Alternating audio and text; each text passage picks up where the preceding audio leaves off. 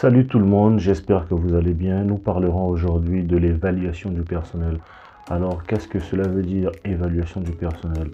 C'est une pratique de gestion des ressources humaines qui permet de suivre et d'adapter aux besoins de l'organisation le développement professionnel des salariés. L'évaluation du personnel, cependant, ne peut se faire sans entretien du personnel. Ces deux pratiques sont intimement liées. L'entretien du personnel a été conçu pour être un moment privilégié d'écoute et de communication en dehors des péripéties du travail quotidien.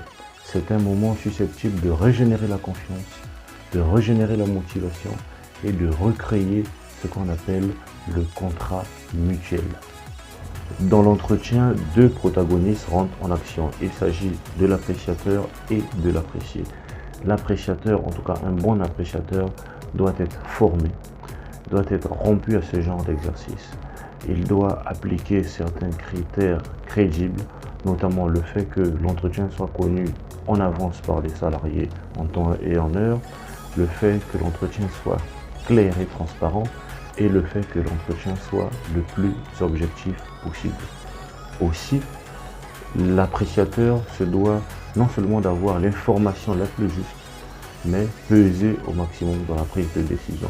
Parce qu'il est constaté que les salariés se retrouvent 1 an plus tard ou 2 ans plus tard avec les mêmes appréciateurs pour une autre pratique d'évaluation, alors que les conclusions de la précédente évaluation n'ont pas encore porté de fruits. Donc, telles sont les différentes modalités ou les différents critères pour qu'un appréciateur soit le plus fiable possible. Ensuite, il y a les appréciés.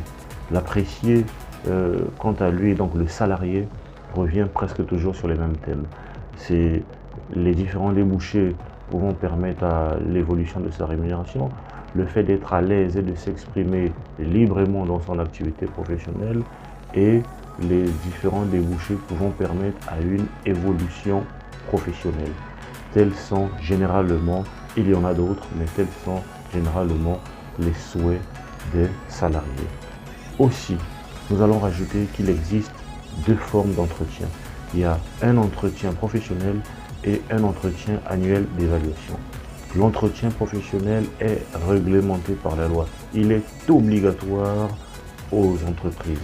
Il se déroule généralement tous les 2 ans et il a pour but de dresser les différentes perspectives d'évolution en faisant un bilan du parcours professionnel du collaborateur et aussi en identifiant s'il y en a des besoins en formation. Et concernant l'entretien annuel d'évaluation, quant à lui, il n'est pas obligatoire. Il dépend de la stratégie ou de la politique stratégique de l'organisation. Il peut se dérouler tous les 6 mois, tous les 1 an, tous les 2 ans ou jamais. Je le répète, il dépend de la politique stratégique de l'organisation. Son but, c'est d'évaluer le savoir-faire et le savoir-être du collaborateur, de dresser ou de faire le point sur le travail de l'année en cours ou l'année écoulée et de dresser les objectifs, de définir les objectifs de l'année suivante. Cela peut aussi, au besoin, déboucher sur une identification de besoins en formation. Maintenant, nous allons parler des composantes interdépendantes d'un processus d'évaluation. Elles sont au nombre de 5. Il y a la visée, l'objet, les acteurs, les procédures et le référentiel. La visée répond à la question « Pourquoi évaluer ?» Est-ce qu'on évalue pour dresser un plan individuel de formation? Est-ce qu'on évalue pour augmenter une quelconque rémunération à des agents? Est-ce qu'on évalue pour une scission, pour une fusion ou pour autre chose? La deuxième composante, qui est celle de l'objet, répond à la question « Quoi évaluer ?» Est-ce qu'on évalue la personne? Est-ce qu'on évalue le comportement de la personne? Est-ce qu'on évalue les résultats de la personne? Est-ce qu'on évalue la compétence de la personne? Ou est-ce qu'on évalue le dernier point, le potentiel de la personne? Le troisième point, donc la troisième composante, qui concerne les acteurs répond à ces interrogations. Est-on évalué ou évalue-t-on le supérieur hiérarchique? Est-on évalué par ses pairs? Est-on évalué par ses subordonnés? Est-on évalué par un collège ad hoc? S'auto-évalue-t-on? Ou est-on évalué par tous ces acteurs que je viens de citer?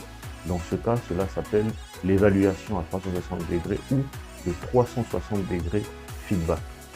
Ensuite, il y a la quatrième composante qui est celle des procédures. Cela renferme tout simplement toutes les prescriptions de l'organisation en matière d'appréciation. Cela répond à comment les choses doivent être faites. Quand lancer une politique ou une pratique d'appréciation, en utilisant quel document, quel acteur fera quoi, dans quel ordre et dans quel but. Ensuite, il y a la dernière composante qui est celle du référentiel qui répond à la question au nom de quoi évalue-t-on? Est-ce qu'on évalue pour faire plaisir aux responsables hiérarchiques? Est-ce qu'on évalue parce que c'est de la culture de l'organisation?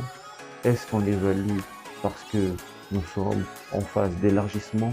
C'est tout simplement cette question que l'on doit répondre quand il s'agit de référentiel. Au nom de quoi évalue-t-on? Nous voilà au terme de notre exposé. J'ose espérer que nous avons pu éclairer de quelque manière que ce soit les différentes zones d'ombre que vous aviez sur l'évaluation. Nous n'avons pas tout dit, il y a encore beaucoup à dire. Si vous avez d'autres inquiétudes, veuillez nous écrire sur notre boîte mail. Nous serons ravis de répondre à vos questions et nous sommes ouverts à toutes les critiques et à toute forme d'appréciation. Si cela vous a plu, une fois de plus, veuillez mettre un pouce bleu, veuillez vous abonner à la chaîne et surtout veuillez activer l'alerte pour les prochaines éditions. Merci encore. Ciao et à plus. Portez-vous bien.